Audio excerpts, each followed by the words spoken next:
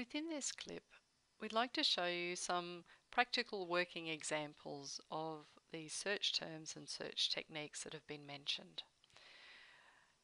The topic that we're looking at is the issues surrounding casual academics within higher education and in Australia. And we've already been brainstorming some search terms, so we have some synonyms. We brainstormed amongst colleagues, and we also used the thesaurus facility within Education Research Complete. We've identified some terms that we could use truncation with, so universit with the asterisk and casual asterisk. And with the focus of Australia, we've got that term there. Alright, I'm just going to copy and paste these into the search box. I'm putting each set of synonyms on separate lines.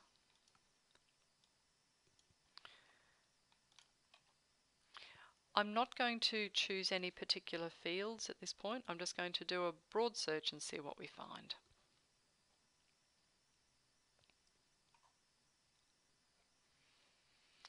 Now, I was looking at the search history previously for another search. I'm just going to close that window for a minute. We've found 1800 results.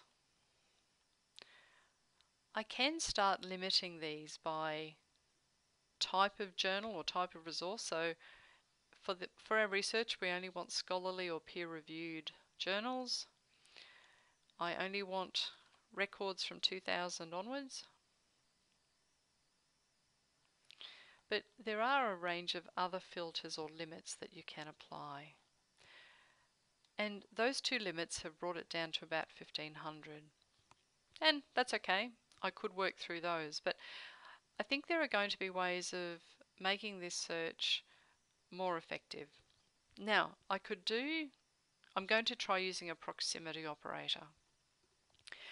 I could do this in two ways. I could cut and paste and shuffle these search terms around, but what I'm going to do instead is go to the search history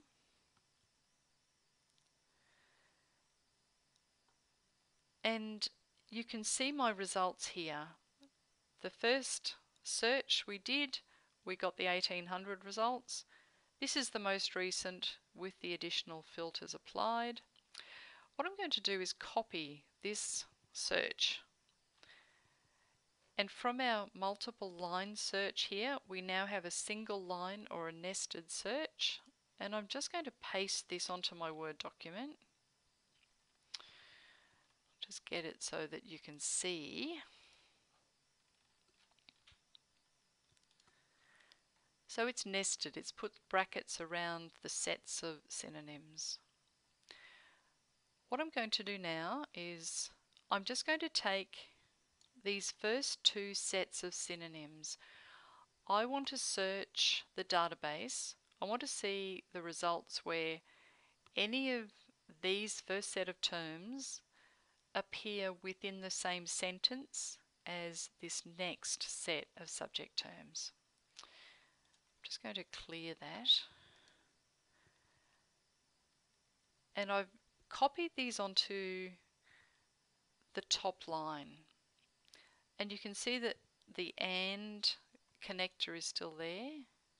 What I'm going to do now is I'm going to use the proximity operator in EBSCO, and to find that I went to Help and I looked under the search tips for proximity.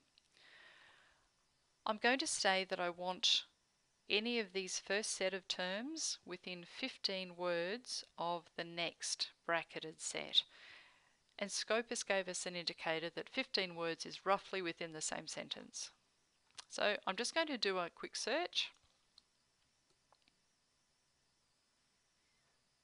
Oh, and I forgot to include our Austral asterisk. So I do want Australian material or Australian studies, so I'll just search again. And it's interesting, we've gone from 1500 records. Globally, we've got 858 results now. including Australia, or limiting to Australia, we have 114 results where the first set of terms are within 15 words. If I change the number of words from 15 to 50, which Scopus says is an approximation of a number of words in a paragraph, we'll just see what that finds. That's 157, so we've picked up another few results with that. The other proximity operator that EBSCO offers is the within option. But the within option is in certain order. So the terms casual or supply or substitute have to appear before the terms university or higher, etc. So let's just see what we find.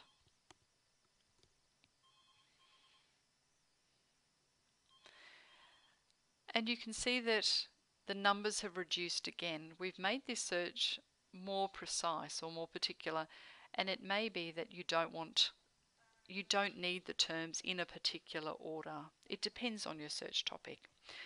But at any point, go to the help screen in any of our databases, look for the searching hints, and here you can see there's instruction on proximity searches and wildcards, etc. It lets you know what to do and what commands to use. In terms of the search history, some people like to take a screenshot of that, and that's a very good overview of the searching that we've done today. However, if you copy and paste the data, I tend to do both. I tend to screenshot the whole thing, but then I'll copy and paste the actual search terms and the result and the limits as well.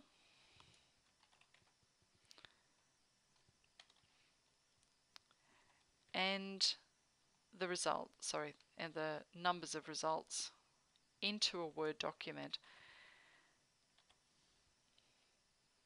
In other clips we've shown you some templates. It's finding a process that works for you, but I find it important to have all of that information accessible and recordable, and I do like being able to cut and paste. I find that particularly helpful. If you'd like assistance with searching, if you'd like to work with one of your liaison librarians about structuring a search, adding terms, using different commands or search syntax, please don't hesitate to contact any of us. Good luck with your searching.